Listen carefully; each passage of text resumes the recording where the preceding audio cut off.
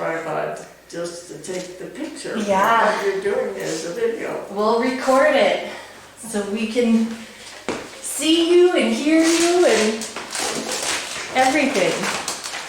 Well, let's just start with, can you say your name and when you were born?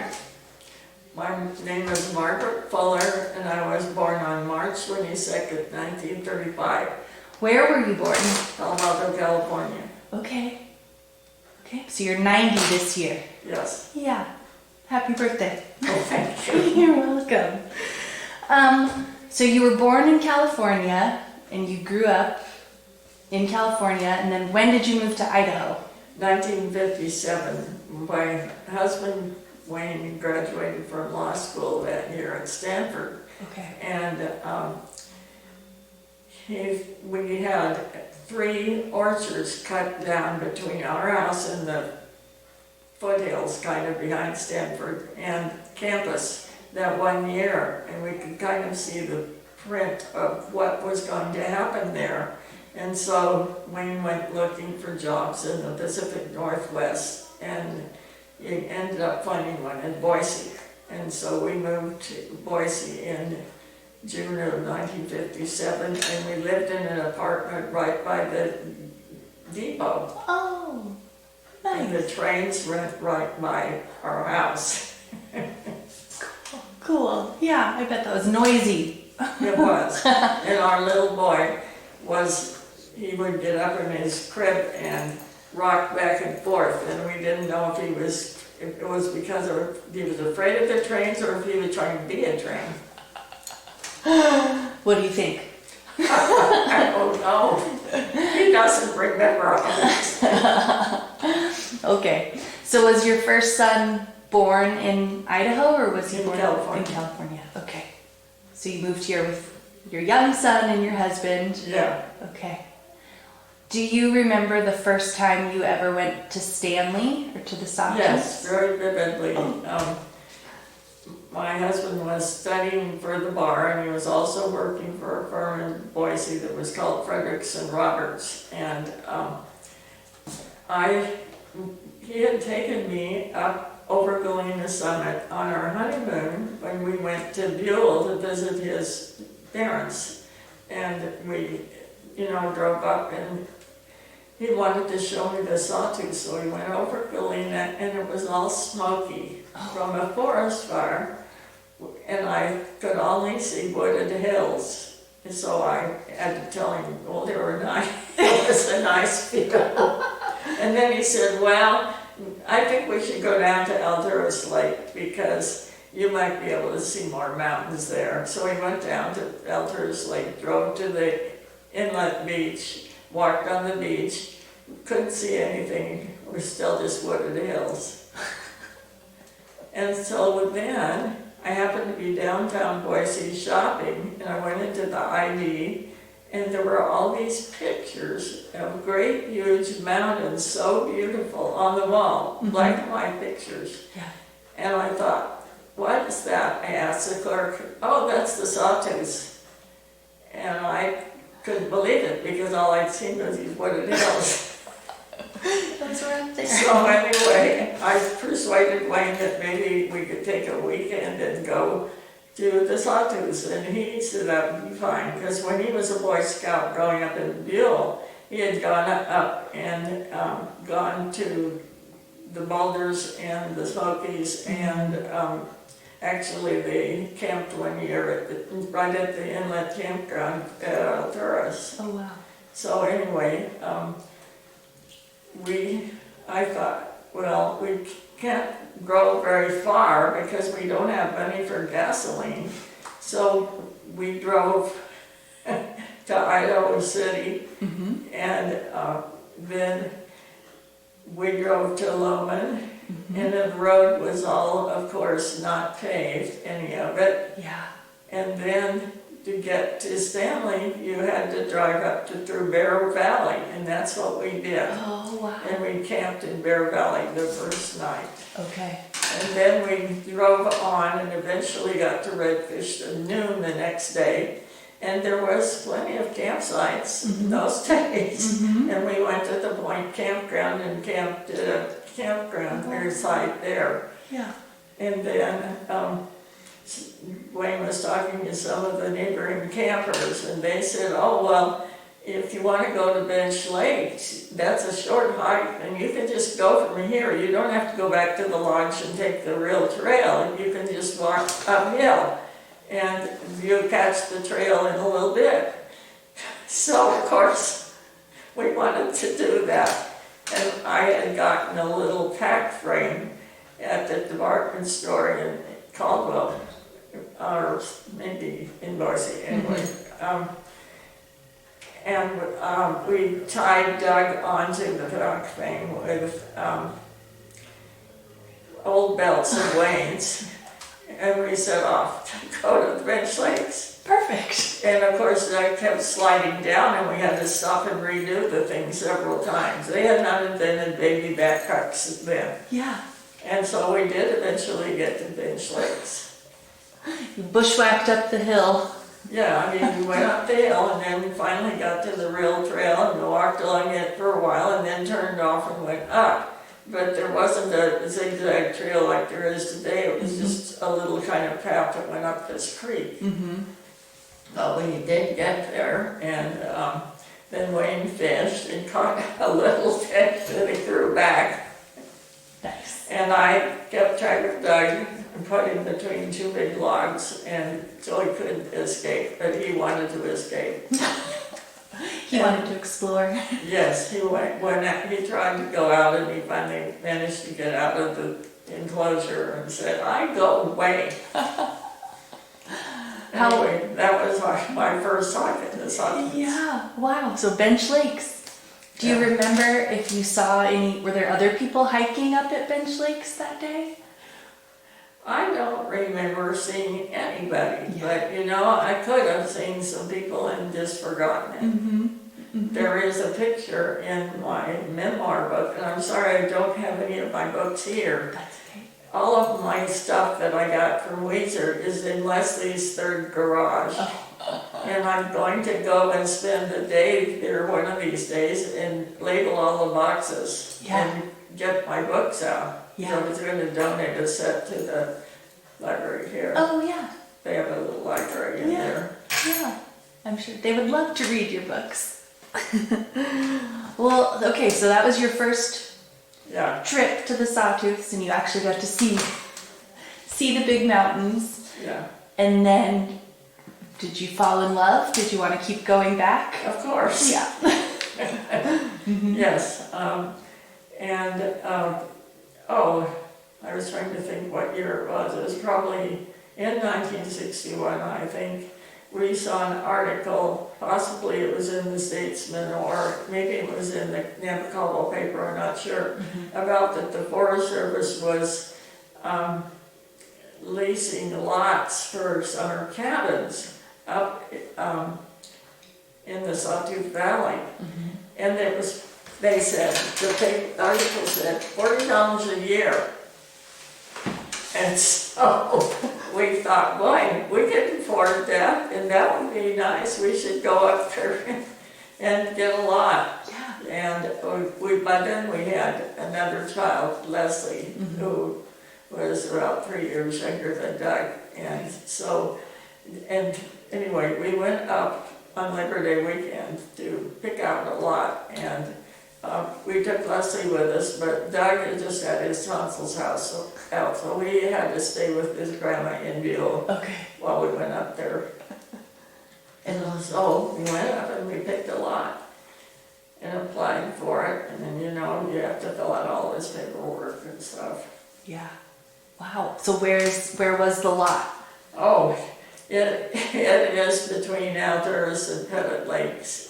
In the area called the Valley View Summer Home Area. Okay. It used to have a sign, but the people, when they formed a homeowners association, told the Forest Service to take the sign down, so it doesn't say anything now, except Cabin Creek Road. Anyway. Yeah. Okay. So there are 34 cabins in there now. There were not that many when we built ours. Okay. So for $40 a year, you got to lease the land, and then... Okay, then in '63, I think. My husband and a guy who owed him some money for legal work, and knew how to build things anyway, they went up and built the foundations of a cabin. I mean, they had to get it all approved by the Forest Service first, of course. And all that they got done that year was to do what they call footings, where you pour concrete underneath and all it, and then they put cinder blocks. So there was 2 cinder blocks there, and we have a good picture of our 2 kids helping put rocks on the top and boards on the top of the cinder blocks to keep it for the winter. And then our youngest, Neil, was in a playpen, and he's observing the operation there. And so 5 years later, Wayne and Doug, who was then about 12, and a carpenter he hired from Stanley named J.G. Nicholson, who at that time was the mayor. Okay. Anyway, J.G. and Wayne and Doug built the shell of the cabin. Wow. And they got the lumber from Wayne's brother's lumber yard in Buell. It used to be, his father had started it right after World War II. It was called Fuller Farm and Home Supply. Okay. And it's gone now. There's nothing there but some cement on the ground. Okay.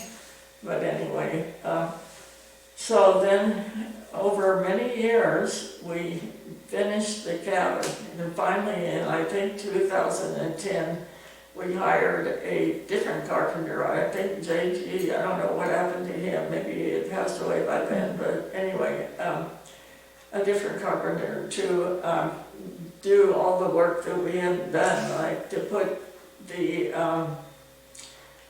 paneling on the ceiling of the area that we had left open to the loft, because it's got a loft that goes around and has little bedrooms for the kids and half walls that go up. Yeah. And then there's this open area that goes clear up to the ceiling. Well, anyway, this guy did that and made new flooring. I mean, there were just a number of things that he did to get it pretty much all finished. And he ordered some cabinets, real cabinets, instead of this. I mean, we had, for a long time, we had something we called my niece Jenny called it the unrefrigerator, because there was an old refrigerator that we didn't use anymore, and we kept things in it. Perfect. It works. And so anyway, we still have to work on the cabin from time to time to do different things. And we had a person build a new deck when the Forest Service thought our old deck was kind of falling down, which it was. Yeah. And now we have it so that we can take down the boards for the deck. You know, it's got a fence. You're supposed to have that. And we can take it down in the winter so it doesn't get squished by the snow. Yeah. Nice. Wow. So when they first built it in the 60s, did you guys start going up like for the summer? We didn't go up for the summer, but we would go up, you know, and hike, and Wayne would take some time and we'd go. And then I would also try to stay a week longer if he'd let me with the kids. Yeah. And I can remember going up in 1968 was the year that we built the cabin, or Wayne and Doug and Nicholson did. But I mean, it was like staying in a house under construction, but we did that. Yeah. I mean, there were just studs inside, no doors, no walls, just, you know, and the refrigerator. Being a refrigerator in those days. Yeah. And we plugged in extension cords to the power pole outside. And when they were building the cabin is when the Salmon River REA was building their lines to that area. There had never been electricity before, but it was lucky that it was that year. And when they were building the cabin, there was a guy there that had a backhoe, I guess, and Wayne hired him to build a little driveway up behind the cabin, and also, what else did he do? Oh, scrape off the land so that we could not have to have a big drop off to work with. Was just going to be flat, which is much easier to build a cabin. Yeah. So anyway, they got the power in there then. Okay, nice. And so, at that time, did you have 5 kids? Yes, by the time the cabin was actually built, we had the 5 kids. Okay. And so you would take the kids hiking, right? That's Yeah, okay, then that first year in '69, Wayne at that time, he was very active in the Democratic Party, which of course is not a good thing if you live in Idaho. But he was. He had to go to, I think, Pocatello or Idaho Falls for something to do with the Democrats. And maybe he had a case over there, I don't know. Because he was practicing law in Tomball by then. Anyway, now what? I took the kids up to the cabin, even though Wayne said, you shouldn't do that. But I did it anyway, and I did tell him. And of course, we didn't have any telephone or anything, and you don't have cell phones in those days, so it was pretty dangerous, but I did it anyway. Yeah. And we went up and stayed, and then we went to see the ranger, whose name was Ralph Cisco, and he was the Sawtooth Valley District Ranger. Now it's just a work center. Okay, but that's the ranger station then. Okay. So we go to his office and I ask him, well, where should I take these kids hiking? Where are some short hikes?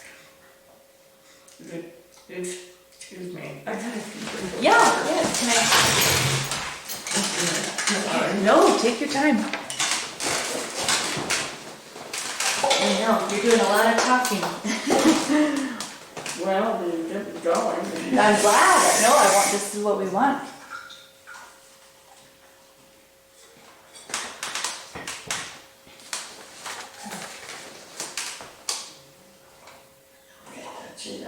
Yeah, take as many water breaks as you need.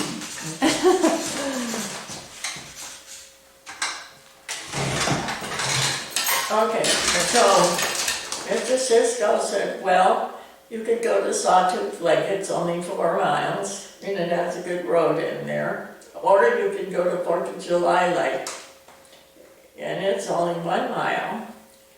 And I asked, well, what about the road in there? And he said, what kind of car do you have? And I said, a GMC Travelall, or what, I'm not sure if it was a GMC, but anyway.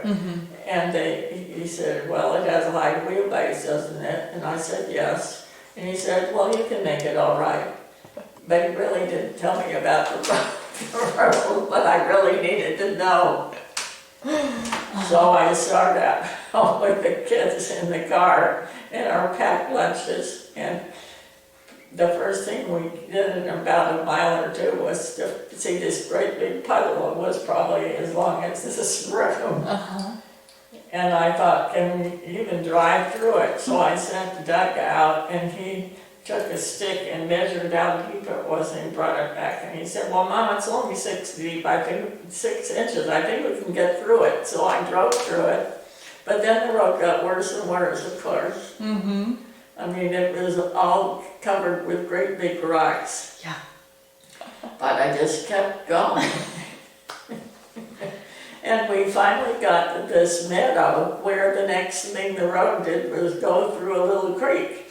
I thought, well, this is the end of the road. And I looked off to the right, and there was another road going off. And I thought, well, our Forest Service map shows that the trail goes off to the right. So at the end of the road. So this must be the end of the road. So get out and start out up this road, which of course is the road that goes up towards Phyllis Lake. Okay, yeah.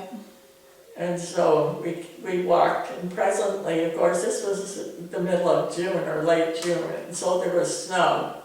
And the kids started having a snowball fight. But we kept going, and finally we got to a place where, I mean, the snow was really deep, and you couldn't really tell which way to go. And I thought, and my Neil, who was then 7, it said, "Why did they put the lake so far?"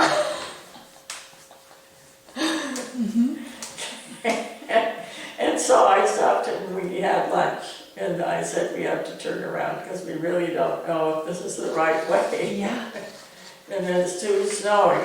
Yeah. And so we did. And Stuart, of course, was being carried in a real baby backpack that we called the hike-a-poose because that was its street name. And he's perfectly happy because he has no idea what's going on. Yeah. But the other kids, I have this picture in my memoir book.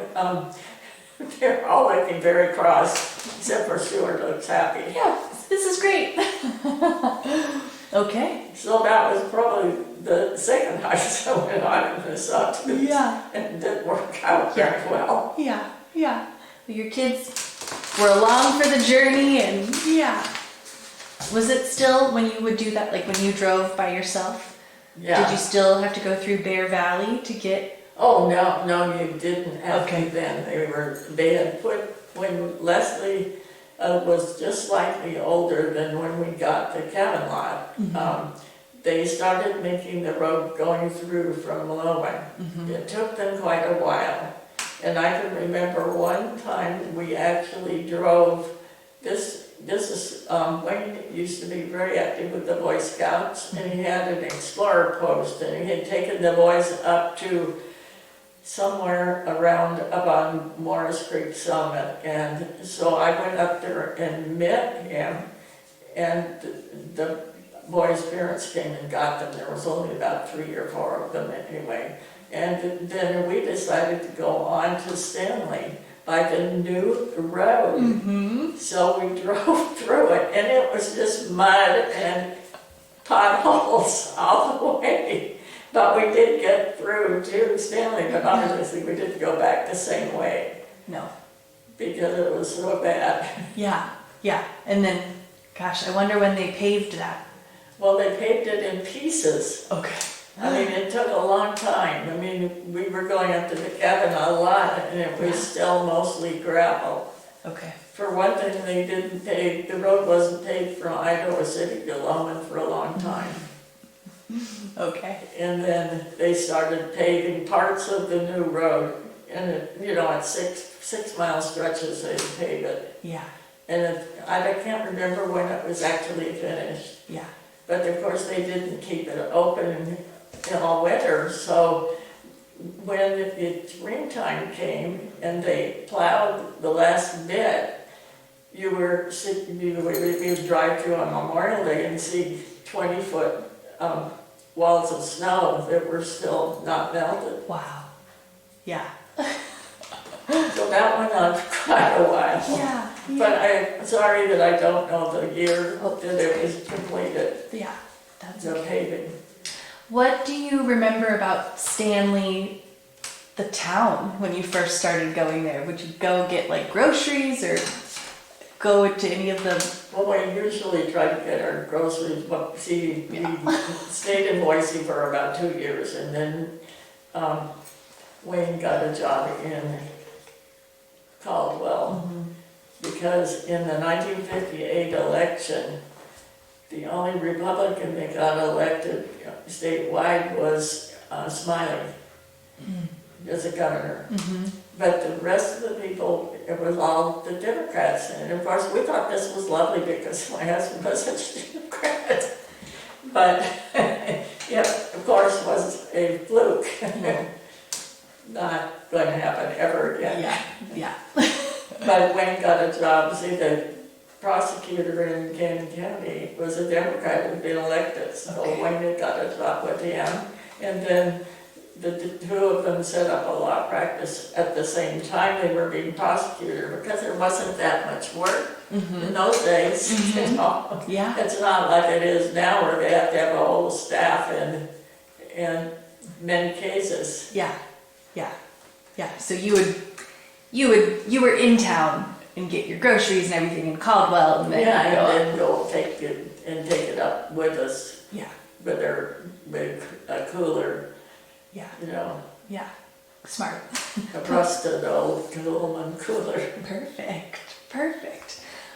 Well, I don't remember, there was, you know, do you remember Sessions Lodge when they had that? I mean, that was some groceries there, and we could get a few things like milk, and then Smiley Creek had a few things too. And of course, when we built our cabin, there was still Altair's Lodge was still there. oh, I don't know about that. Well, there was a Okay. lodge at Altair's, like at the outlet inn. And it had little cabins, and it had a big lodge with an upstairs where you could stay. And we actually stayed there once when Neil was a baby. And the floor was kind of slanted. But anyway, the Forest Service condemned that whole thing and made it go away. But I went out with one of the cabin neighbors who had a boat, a rowboat. We went out and she showed me where they had drowned the pier that they had there for boats. They didn't take it away, they just cut off the things that held it up and put rocks on it. And if you go to the right place, you can still see the boards underneath the water. Wow. I didn't know that. Wow. Okay. And at that time, they were going to have a new lodge over on the, well, if you're facing up towards if you're at the south end of the lake, or excuse me, I'd be the north end of the lake, and you look toward the inlet, it would have been on the left-hand side of the lake. But Okay. they decided not to do that, probably because there are several church camps at Alturas Lake, and I think the church camp people didn't want to have a lodge with all the temptations for their campers. Yeah, good point. Okay. Would you go to Redfish and to Redfish Lake in that lodge ever? Oh yeah, of course, but Yeah. it was always really expensive Oh, to eat there. Although we used to have family dinners, we eventually started having something called Cabin Week, when all our kids were starting to have kids, and everybody would come, and some of them would camp out, because of course we couldn't all fit in the cabin, not when you have families as well as the parents. And so we would sometimes go up to Redfish and have the family dinner celebrating whatever, Yeah. or just celebrating Cabin Week. Love it. Okay, so in my notes, in 1979, you published your hiking book Yeah. about the Sawtooth and the White Okay, Clouds. well, what happened is, in the Caldwell Library, I saw a book on the Cascades. I think it was called The 100 Hikes in the Cascades, and I have a copy of it in Leslie's third garage, I think. Anyway, and that gave me the idea, it would really have been nice if we had a book about how to do these hikes, because the roads were so bad to the trails, and the trails weren't necessarily signed, and the critical junctions weren't signed either. And there were places that people had told me about that they loved that didn't have any trails. So I decided, I could write a book like this. And I wrote up, the hikes that I'd done, and started doing more. And at the College of Idaho, which is in Caldwell, I think I was going over to start taking classes towards getting a teaching credential. And I saw on the door one day a little booklet, a poster for it, hiking trails of the Seven Devils and Owyhee Mountains. And so it said Snake River Regional Studies Center, Donna Parsons, director. So I went to see Donna Parsons, and she wanted me to get my book published. She said, this is something that is under our Snake River Regional Studies Center. And so she wrote, I think we sent out 40 letters to publishers about this book that I was writing. And of course, I only had about 40 hikes in it then. And there was 3 of them that actually wanted to read the manuscript, but nobody wanted to publish it. They thought the Sawtooth in Idaho, that's too far away from anything. Obviously, it was in those days. And so she had kept helping me, and 2 years later, after I had kept on sort of working on this book from time to time and doing a few more hikes, Louise Marshall called up from Signpost Books, which is one of the people that had read the manuscript, and asked me, did you ever get your book published? And I said, no. Well, we have money now, I think we'd like to publish it. And so that's how I got started with that. Wow. And along in the middle of that, the publishing process, Louise started the American Hiking Society, and she was too busy to keep her book company anymore. So she sold it to a man named Cliff Cameron, who worked in her office. And so that's who I worked with. And he was very slow getting anything done. Well, in my memoir book, there's a picture of him in his laundry room, which was also where he kept the, in those days, there wasn't computers. There was something that punched holes in paper that he worked with to, I don't know how it worked.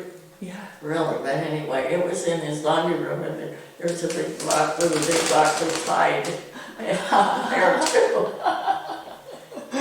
Anyway, so eventually we got it done, and I mean, he just had a local printer print it, so the printing wasn't the greatest. He had majored in political science in college, and he didn't really know about printing. Yeah. But he learned, taught himself basically. Wow. Wow. Anyway, so he published the first 3 editions of the Sawtooth book and the first the edition of the Frank Church book. Okay. And then also Trails of Western Idaho. Okay. And how I got onto Jerry Painter, who I formed a company with, was that I had written Gloria, I think her last name was Osberg, at Sun Valley, who had worked on a little book about hiking around Sun Valley. And she suggested that I contact Jerry Painter. So anyway, we started this company by he and his wife, Julie, and their 4-year-old son, Sam, their youngest child. We went to Sullivan's at Fairfield and they had a meeting about starting this company. Yeah. Because he had written some stuff about hiking around Idaho Falls. And I was working on Trails of Eastern Idaho at the time, and I felt I needed some help because I had hurt my knee. It had gotten something the matter with the kneecap, and it was bothering me a lot, and I ended up having surgery for it. But anyway, so he did some of the hikes for the Eastern book, and I did some of them. Okay. And was the company was like a... The company is trailguidebooks.com. Okay. You can look that up on Yeah. the web if you want to. Yeah. And that's how you kind of published your next couple of books.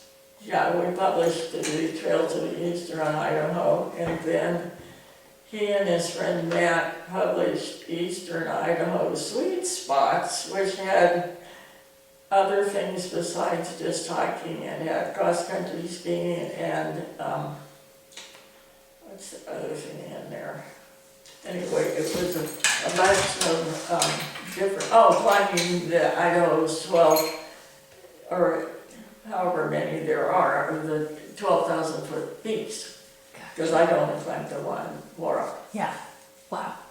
Well, you must have hiked hundreds of miles for the Sawtooth, and I mean, for all of your books, but for the Sawtooth book. We once figured out it's about 6,000 miles. Wow.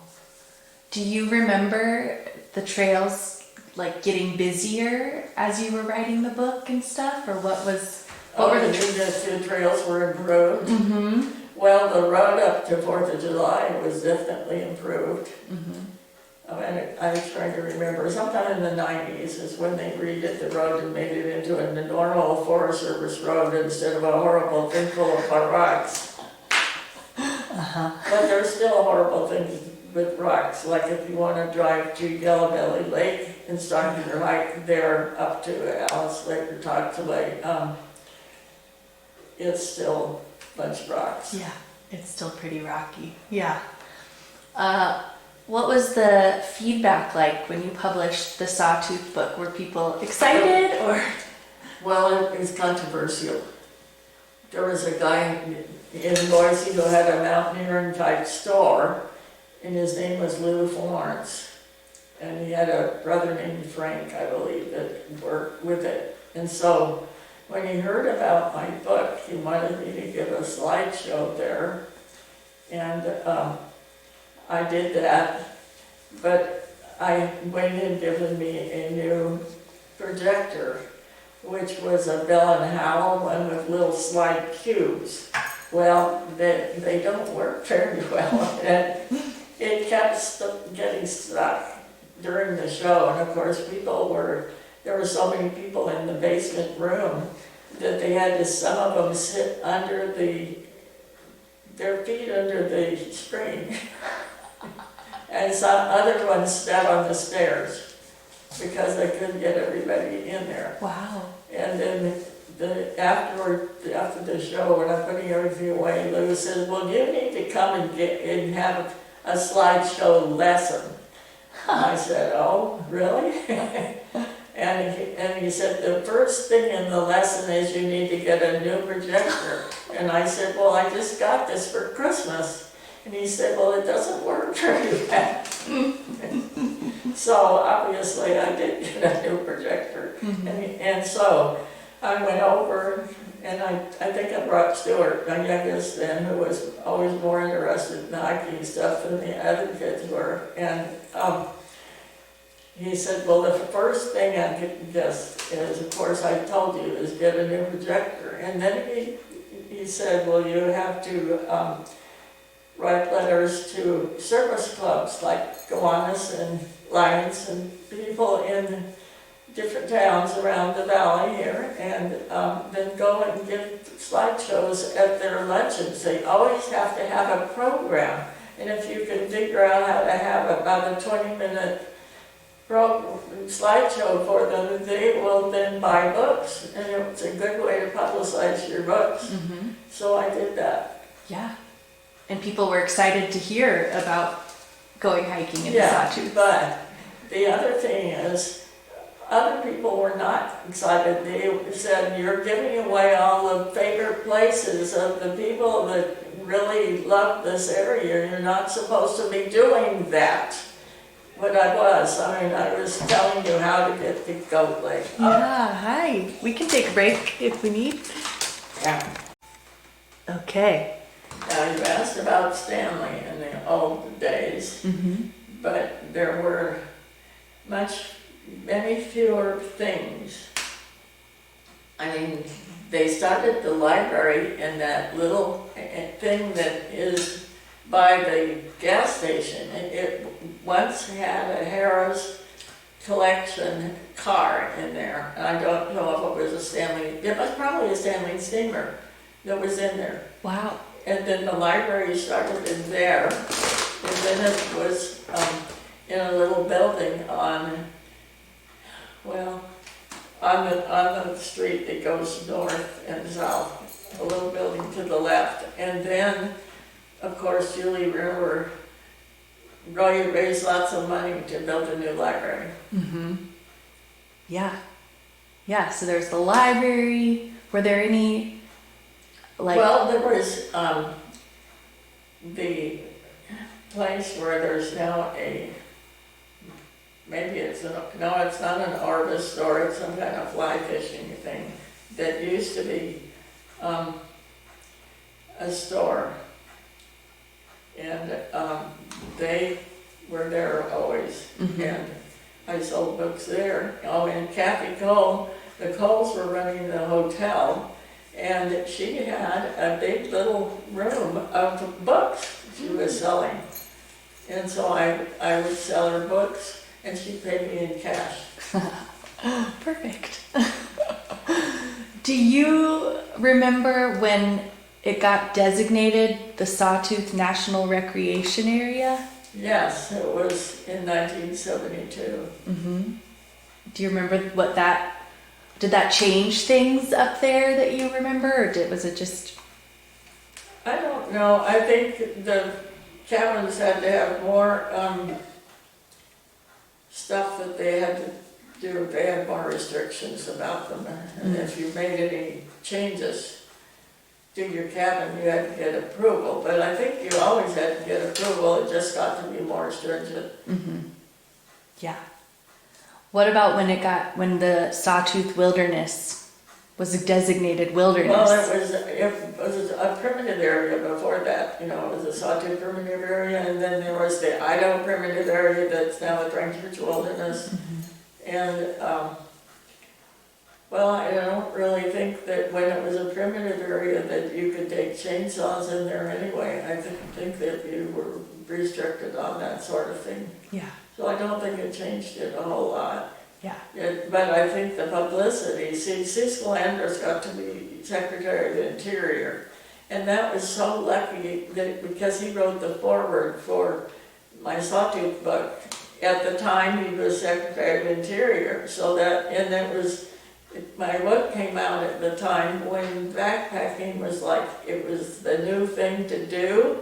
It was very popular because they had freeze-dried foods and backpacks with waistbands that made it much easier to carry this stuff. And those two things made a lot of difference. People were doing it more. Mm-hmm. So, Cliff, my publisher, sold 10,000 books in a couple of years. Wow. Which is just amazing because they don't sell that well anymore, and women are now working, and so they don't have time to get all the stuff ready to go backpacking like they used to have when they were staying home. Mm-hmm. And so all the stuff of getting ready, the husbands don't usually do that. They don't get the food ready. They don't find all the stuff that you need to have, all the sleeping bags and the woolly hats and stuff. Yep. And so it's not as popular, and they don't have the time. Yeah. They kind of are tired on the weekends from working all week and dealing with all the kids. Yeah. If they have several kids, of course, people tend to have fewer kids now than they used to. Mm-hmm. Yeah. Yeah. Yeah. Did your kids like going backpacking with you? Pretty much. They all like to go hiking, but I know that my daughter Hillary is never really liked going backpacking because she had the experience of going into the Bighorn Crags when we went in 1974 where it rained all except one day.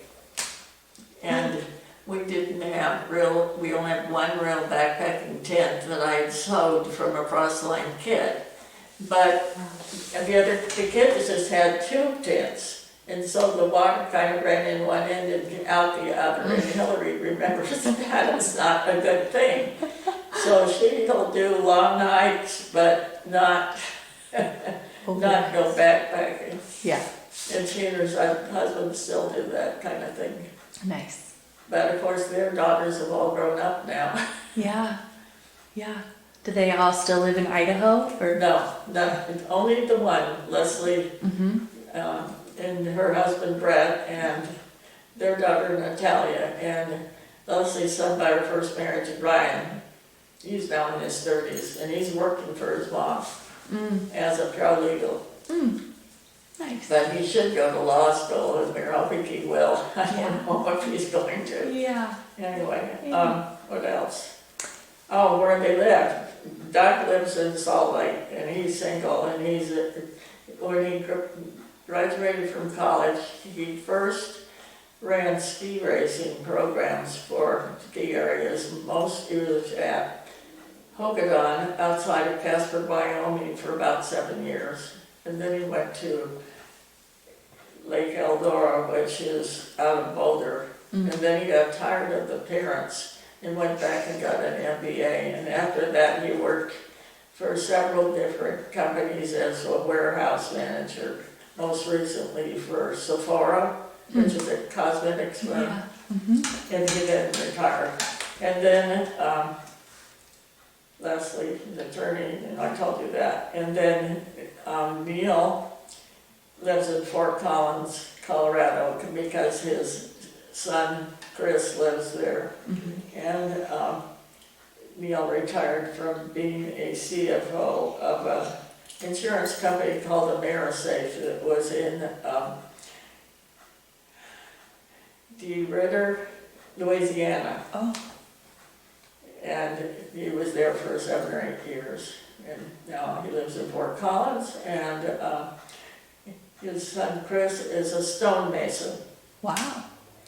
You know, the people that have the beautiful fireplaces with the rocks going up to the high ceiling, and they have the bridges and all kinds of things made out of rock. Yeah. And the foundations are not just plain foundations, they're all covered with decorative stone. That's what Chris and his partner do. Wow. I mean, he went to school at CSU at Fort Collins and took business, but I don't think he had any idea what kind of a business he was going to get into. He's a really good photographer, and he was trying to sell, and he still is, photographs on the web. Gotcha. Yeah. So anyway. Yeah. And then, let's see, I got as far as Neil. Then Hillary works for the U.S. State Department. Oh, wow. And she's a senior Foreign Service officer. Wow. But who knows what's going to happen now. Yeah. She and her husband went on a ski vacation to Lake Placid, New York recently for 1 week. She came back, went up to work because she was chief of staff for this guy that was one of the top people in the State Department. He wasn't there. Nobody was in his office. And she went then to see if anybody was in any of the other offices on that 7th floor. There was nobody there. Wow. They'd all been fired by you know who. Yeah. Wow. But she still has a job? And you know what happened to her? She had done some work for a branch of an organization called Organization of American States in the State Department. They have the U.S. branches there. It has many different countries have a branch of that. So she went down, she'd done some work when she had worked for a preceding person, done some work for them, and so she went down there and said, hey, would you like me to work for you? And they said, sure. They gave her a nice big office, and she's been working for them ever since. Wow. Right now she's campaigning for a woman, a Cuban woman who is trying to is running for an organization on human rights, and it's an international organization, and I forget the exact number or name of it. Yeah. But anyway, that's what she's doing. Good. Campaigning for this woman named Rosa Maria Playa. Wow. Anyway, and then Stuart lives in Helena, Montana, and he is in charge of all the computers for all the elections in the state of Montana. Wow. Wow. And his wife is a veterinarian. Wow. Sounds like your children are all very successful. I think they mostly are. Yeah. Yeah. It's because of all the hikes you took them on. They've developed fortitude. maybe to some extent. I mean, there is a problem and stuff too. That's the basics. Yeah, yeah.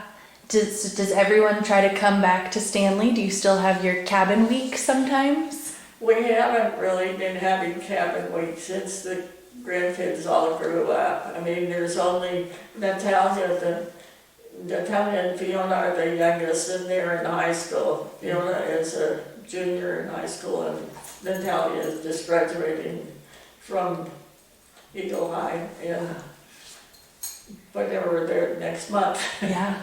Wow. Wow. Yeah, so it's hard to get everyone Yeah, together. we haven't done the cabin week. Probably the last time we even had anything approaching it was, I don't know, maybe 3 or 4 years ago, because of the fact that they're all grown up and they have summer jobs and stuff, you know. And the parents kind of want to go to some different places. Sure. I can't imagine wanting to go anywhere besides Stanley. You've got this beautiful painting behind you of the Sawtooth. Yeah. I have other paintings that I've done, but they are in Leslie's third garage, and I haven't found them yet. Did you paint that? Oh, yeah. Wow. That's amazing. Did you do plein air painting? Like, did you sit out and do that, or was it from a picture? I used a slide, and I then blew it up bigger on the computer and printed it out so I could look at it. Yeah. And then I changed some things, obviously. Yeah. I love it. It's so pretty. Do you remember back to the trails in Stanley? Were they in bad shape when you, I know trails in the Frank Church, even today, are in rough shape sometimes. But were the trails in the Sawtooths, were there trees and brush, or were they mostly kept clear? Well, I'm trying to remember, I've been in so many times in so many places. Exactly. Well, I mean, there's still a place if you go from Flat Rock Junction up to the Alpine Lake in the Ridge Canyon. There's still a really bad corner that, I don't know still, maybe because I haven't been there for 5 years or more. That was kind of hard to get up because there was big steps and stuff that were not properly leveled out. But mostly I think they are better, but it's all done by volunteers. Yeah. It's not, the Forest Service isn't able to do it anymore. They're spending all their money on forest fires. Right. Because they somehow haven't got the way that they should have, that it's a separate thing. They shouldn't have to take it out of their budget. Right.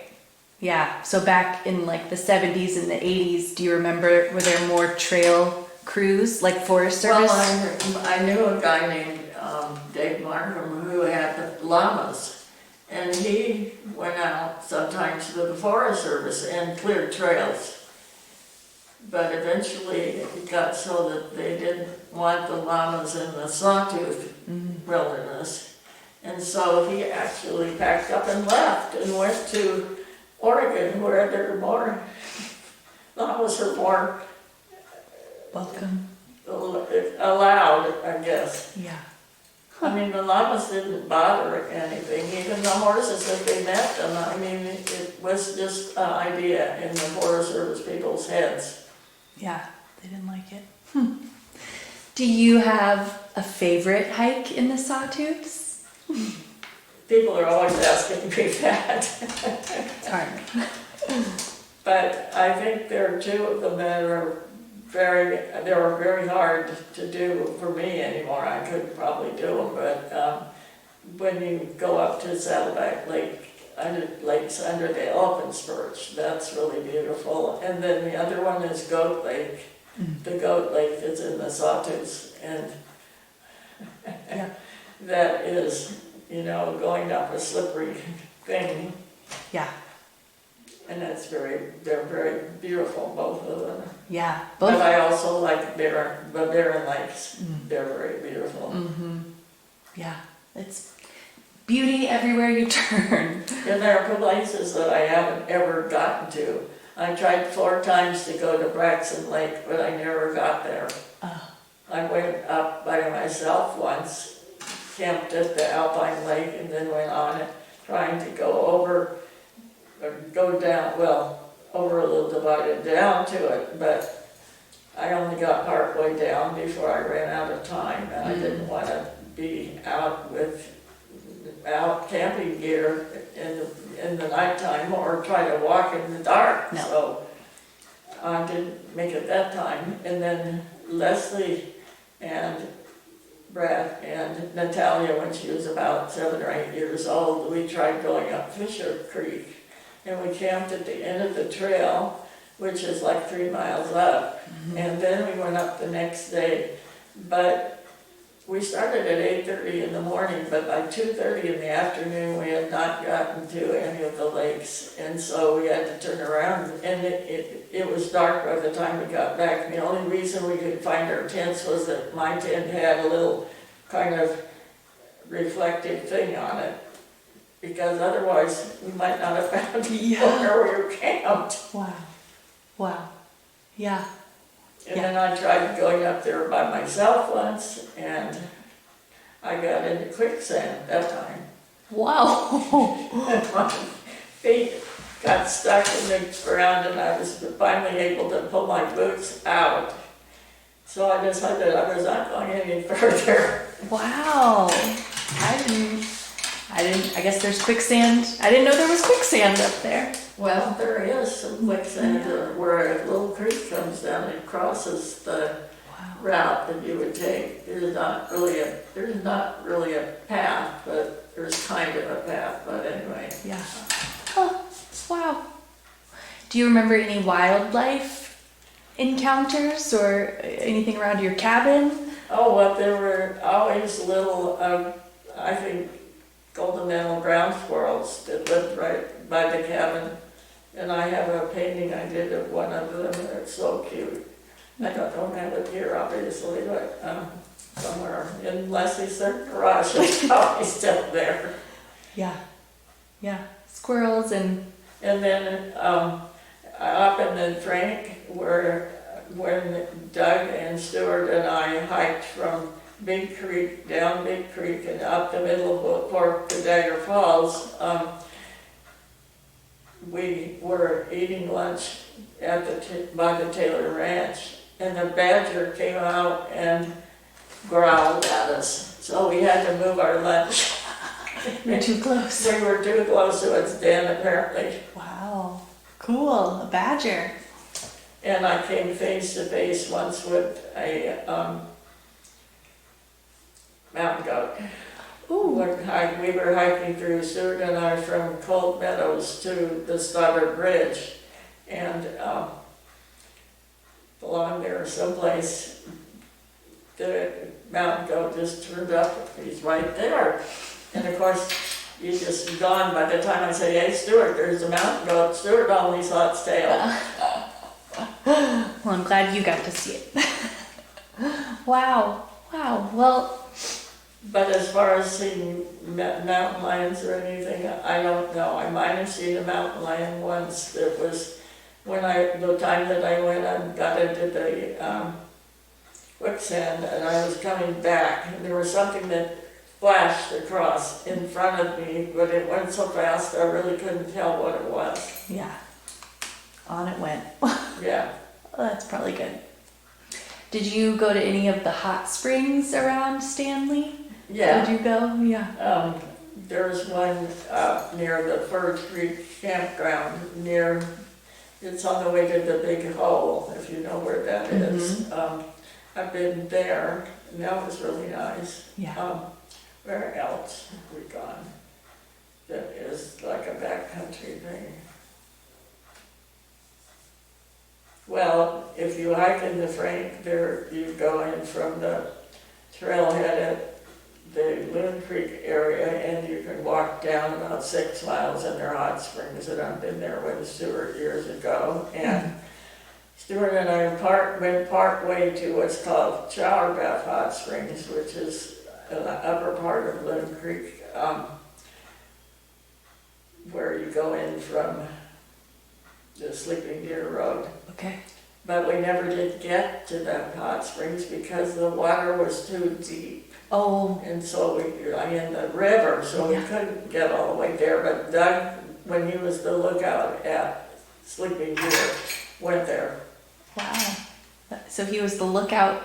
Yeah, Doug, actually, since he ran the ski racing programs, he had to have something to do in the summers. Or he worked for the Chalice Forest when it was not salmon chalice, it was just chalice. Mm-hmm. And the first year he was the lookout at Sleeping Deer, and then after that he was like trail crew and trail crew chairman, and you know, he did that for all the time he was doing the ski racing thing in the winter.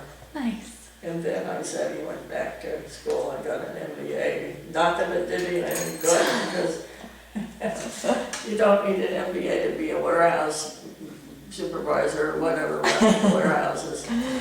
Yeah. Just changed his path though. Yeah. Wow. Well, thanks, Margaret, for telling me all these stories. Well, I don't know if that's exactly what you wanted, but it was what I thought of at the time you. It's perfect. I'm glad to hear about visiting Stanley and hiking in Stanley and your cabin. It's pretty special. Well, thank you. I mean, maybe I'm more of a historical figure now because I was the first person to write a book about that was comprehensive about any Idaho trails. Yeah. Yeah, absolutely. And the one on the Frank Church, it has been the only book that directs you on the trails for more than 30 years. Yeah, it's amazing. And it's not a small area, it's pretty huge, so that's... Oh, yeah. Yeah. I mean, it didn't cover everything. There were places I didn't get to, like Barkham and Creek, Yeah, but I did most of the things that I could. yeah, yeah. Well, And still, I couldn't have done it without my son Stuart, because he always helped. yeah, He went along. Well, he didn't want to be left home with his brothers and sisters to be raided by his dad or have to do anything. He just thought it was more fun to go off with me. yeah, I bet it was. Well, I'm grateful to have this and all your hiking books, and I'm glad these exist. Well, if you haven't seen the one called 5 Kids on Wild Trails, have you seen that one? I've seen it. Sally Ferguson let me thumb through it, but Okay. I don't have it anymore, so I would love to read it for real. If you find it in Leslie's garage. Yes, if I find it in Leslie's garage. Yeah. I think I need to get I thought